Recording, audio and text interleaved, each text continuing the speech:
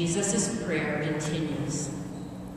Father, I pray that they may be one as we are one, I living in them and you living in me, that their unity may be complete, and they will know that you loved them even as you loved me.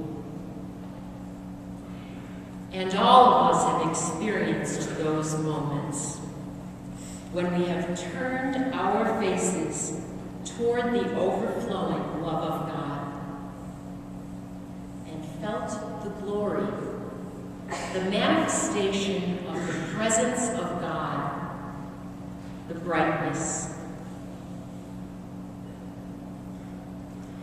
Each one of us is like a prism, catching the light of God, that radiance, that glory, and reflecting beautiful color to one another.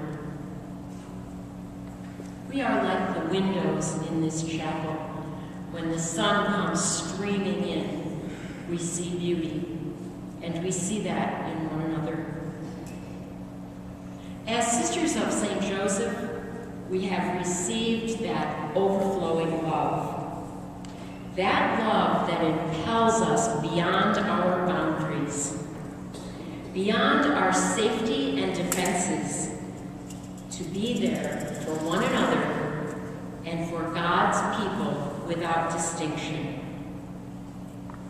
And true to our CSJ charism, Jesus is telling us in the gospel that unity is the effect of glory, and that when our own hearts reflect God's selfless love, communion follows. What a reason to celebrate. In a few moments, we will renew our vows, and the associates will renew their promises. And can't we just hear God saying, I share your joy. I am just as excited as you are. We can even hear God whisper in our ear, thank you for being faithful. Have no fear, for I am still with you. Yes, this is an extraordinary day. This day of thanksgiving, of grace, of joy, of love, of communion. So let us continue to turn our faces toward the radiant love of God. Let us continue to open our hearts to God's wondrous and redeeming grace.